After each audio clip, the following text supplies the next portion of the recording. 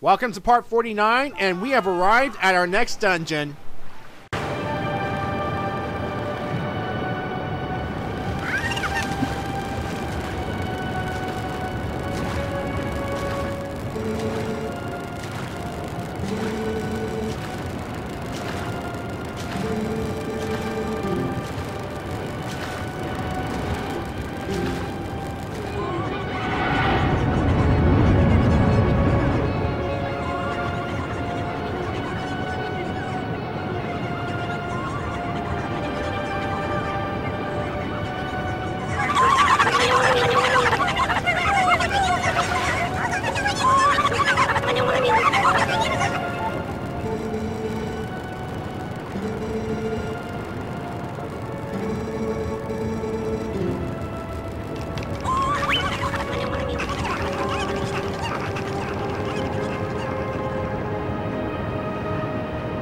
Jeez Louise, what kind of language are they speaking?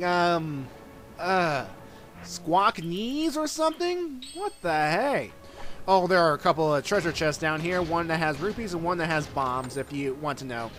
But, ooh, what have I gotten myself into? But before that, back to that whole thing with Shad and Midna. Yeah, it's obvious the guy has seen Midna from Link's Shadow. And based on that, I do not think it's a good idea for the group to meet Midna. And depending on Shad's reaction, he's like, bye. And I wonder what the other members of the group are going to react if they ever see Midna from the Shadow of Link. I could just see, let's see, there's Aru. He could just, I don't know, faint. Russell, I can see him exiling Link from Ordon for good. Ashy could probably just outright attack Link. And Telma, her, I don't know. She might find it kind of attractive. I don't know. Or she could just scold him. Oh, hi, Baba Serpent.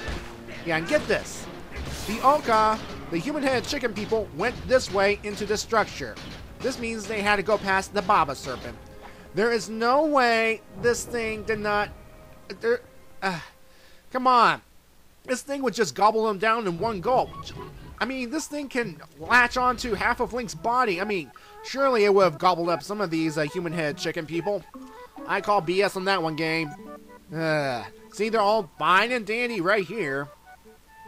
Anyway, the only reason you need to come to this shop, if you're going to come to this shop, is, well, to grab a human-headed chicken lady and her son so you can venture onward into the dungeon proper. And like she said, she will warp you back to the shop, which has arrows and potions, because, well, we're stuck here. Well, technically we're not stuck here. We can get back down. There's an identical cannon just south of the water area. But if you want to make it through this dungeon without going back down to the surface, you're gonna have to rely on this shop if you want to. I mean, there are plenty of arrows and hearts from the enemies themselves, but it's a nice little thing. And if we fall downward here, we will not end up back in Hyrule. It will be treated like a bottomless pit, and we will be respawning in a random location. Well, not random, back at the starting point. And the Iron Boots are going to get a workout here because of the very, very fast wind. I mean, it makes sense because in past Zelda games, the Iron Boots were the only thing to hold back Link when wind was blowing heavily. I mean, case in point, Ocarina of Time, those fans in the Shadow Temple, and the heavy winds in the Wind Temple, in Wind Waker. So, anyway, when you get to around here, and make sure the wind is not blowing, shoot an arrow at the crystal to open the gate. I think you can use the claw shot here as well, but... Anyway, once we get to this entrance right here, the game decides to give this dungeon a proper introduction, like right here. City in the Sky. Now, why did it wait until now to do this? Why didn't it do this when Link landed in the water? Which is convenient, by the way. I mean, imagine Link splatting on the surface of the city. A big old red and green stain here. That would not have been pretty. Yeah. Anyway, here we are inside one of the structures, and these blue tiles right here, those are tiles that fall down if you stand on them too long. And living up to the name I've been nicknaming them throughout this game, these will now serve as like the chickens of past Zelda games. You can use them to glide to different areas. In fact, you'll be doing so throughout this entire dungeon. And despite them being all panicky and all nervous, well, I've read this somewhere, according to Midna, they want to do this. They want to help Link for some reason or another. Okay. And look at that. Some of them are on the wall.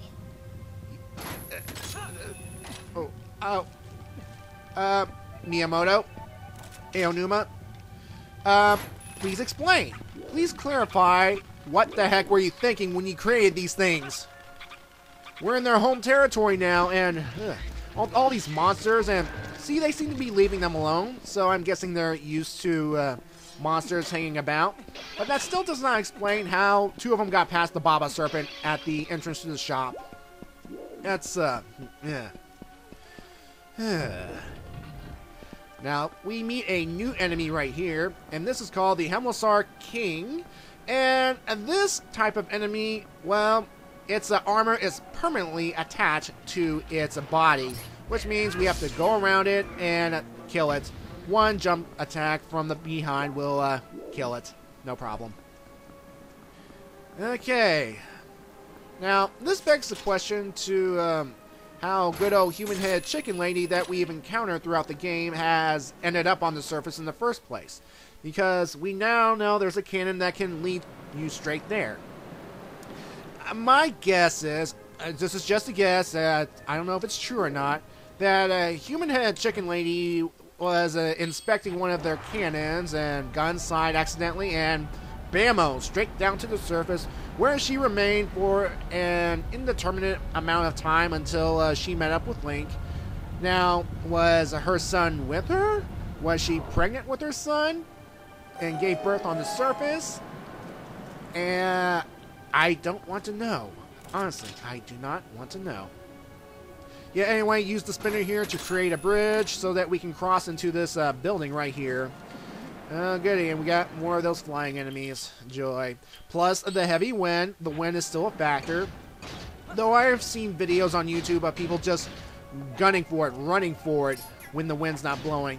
Because there are certain, see those high parts of the bridge? You can just stand behind them and you'll be safe from the heavy winds. Oh, of course, I'm too much of a, well, I'm a cautious player. I don't want to take too much risk and risk falling on downward to the bottomless pit. Because we are in the sky, you see.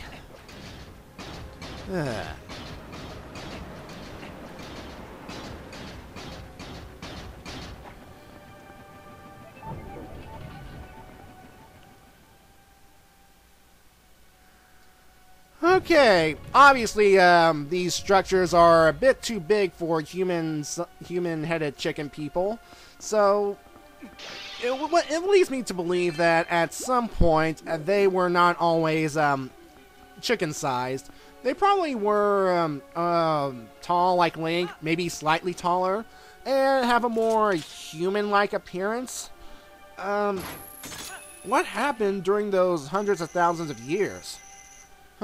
I mean, granted, in Wind Waker, the Rito were once Azora, fish people, and they turned into birds, but maybe something similar happened? I'm not sure. Should I care at all? I don't know. I mean, ugh. Now, I have read somewhere that these people were the ones responsible for the Hylians. And I have to say, what? These little chicken people were responsible for the Hylians? Responsible for Link's race? Although I heard that's a mistranslation from Nintendo of America, saying that the human-headed chicken people, the Oocca, they were actually responsible for what became Hyrule, and that the three goddesses created the Hylians, which would make more sense.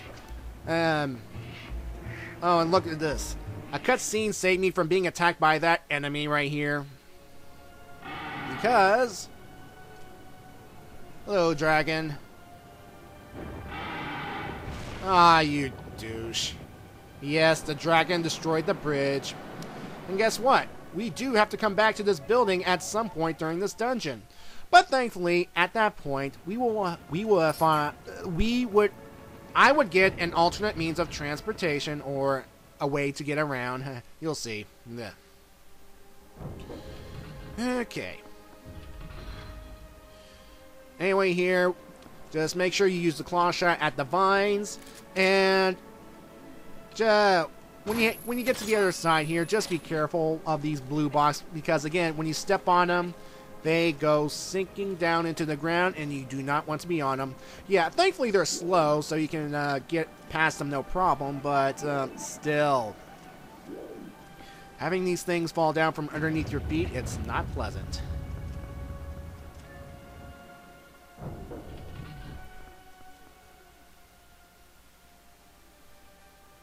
Okie dokie. Now, okay. Now I've read somewhere that the Oocca are based on this. There's this bird creature in a painting called Another World by M.C. Escher. I think that's pronounced. Yeah, you know that guy who created that weird painting of those staircases? Just look it up online, and you'll see like a human-headed bird creature that's walking on a wall. Now think about it. You see a bunch of these human-headed chicken things along a wall. I don't think it's a coincidence. I don't think it one bit. Oh yeah, anyway, kill Baba Serpents, and we are creating another bridge to this building. See? It's kind of symmetric, you know? Don't you think? And once again, be careful of the wind and more of those enemies right here. Blah, blah, blah, blah, blah.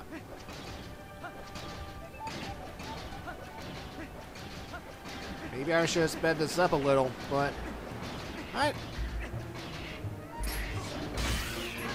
See, I like one-hit kills with my sword.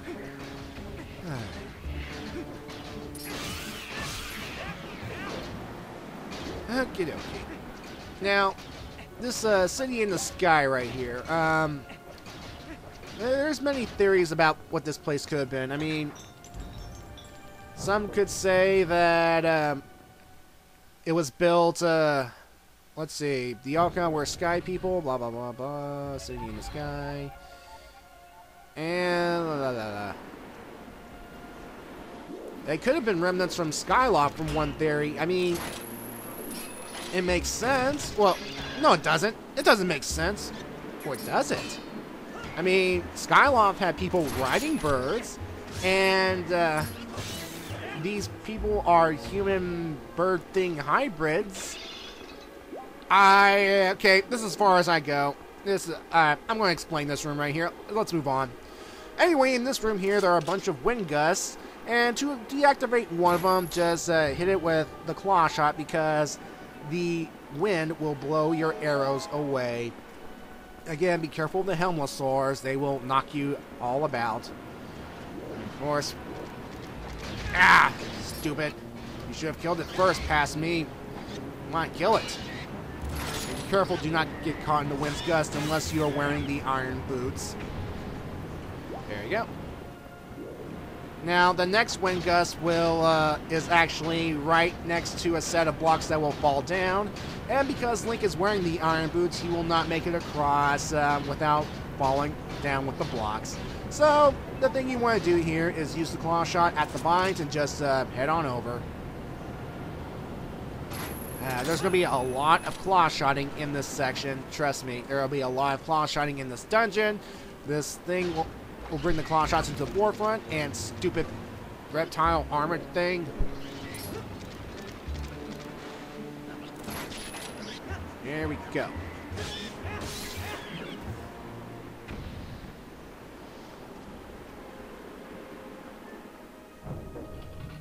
Now, I don't think there are many sky dungeons in the Zelda series at all. I mean, first of all, I think the only other sky dungeon is the Palace of Winds, or let's see, Palace of Winds. How many wind dungeons? Let's see here. Well, actual places in the sky. I mean, there are wind temples. I mean, the Wind Temple of Wind Waker, the Forest Temple that has some elements of the wind, Forest Temple, Dungeon and Spirit Tracks, Temple of the Wind and Phantom Hourglass. But I think this City in the Sky and Palace of Winds are the only ones to actually take place up in the sky. You know what I'm talking about? And, yeah. Which makes things a little more interesting and a little more dangerous, especially in this room right here with all the keys and gusting winds. You want to be careful around here because not only there are keys, but and those blue tiles. You remember those tile worms from the first Forest Temple? They're back. They have returned, and they are just as annoying as ever. So, what you want to do is just wait until they pop up their heads, use the Gale Boomerang to knock them down. Now, you may think that because it's a bottomless pit down there that they will fall to their doom. Well, sometimes that happens, and sometimes these worms will somehow manage to save themselves by going against the slanted area where the wind is blowing. So, they'll be wiggling there until they hop right back into their spot, waiting for Link to come onto their tile and knock them off. And that is not pretty. Ugh. And of course you can hit kill the keys with your claw shot, something I have figured out later on in this game, and something that I will use to my advantage numerous times.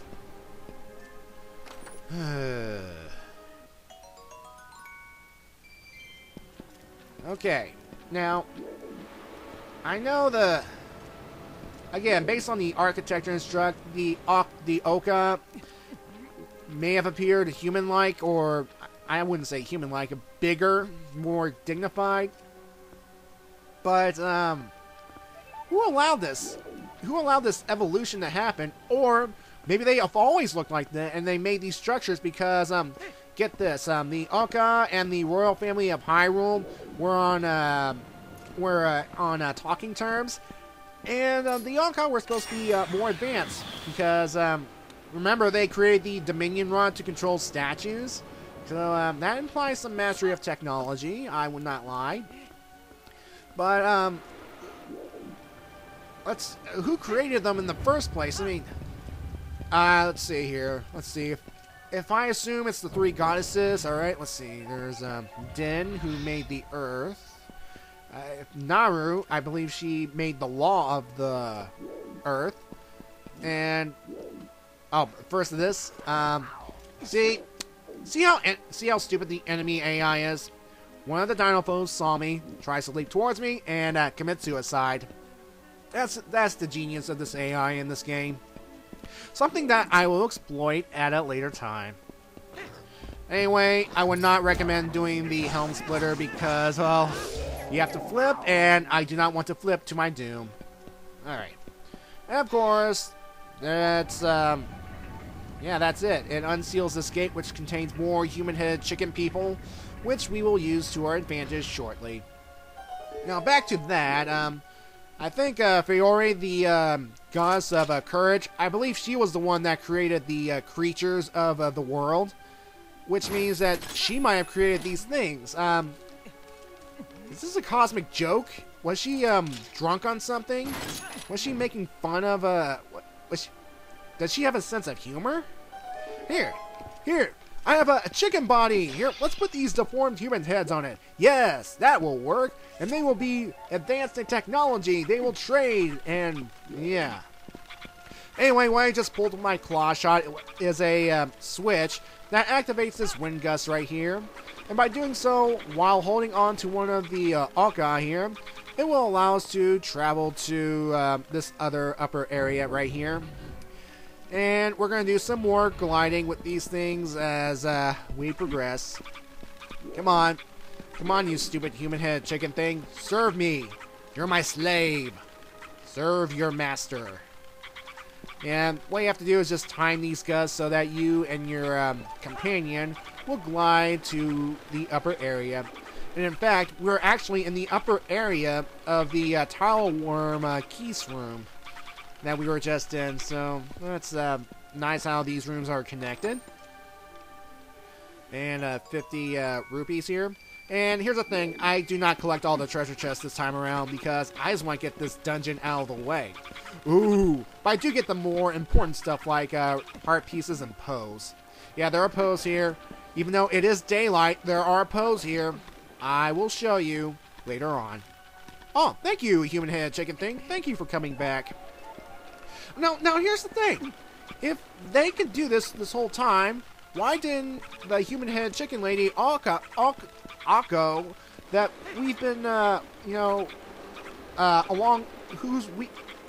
why didn't she do this? Why didn't she have the ability to have Link do this, throughout this dungeon? I mean, it would have been cool to have the option to not only warp, but have the option to glide to certain places. I mean, that would have been a useful feature. I mean, to be fair, I kind of understand why they didn't, because it would have been too much of an inconvenience. I mean, imagine reaching some area that requires the human-headed chicken lady, and then all of a sudden you do not have access to her in, when you revisit a dungeon.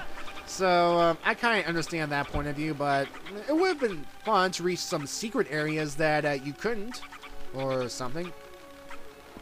And that fan's annoying. You just gotta time it just right. Just wait till it blows, go, and you'll go up. Sometimes you'll hit a wall, but that's just normal. There we go. Yeah.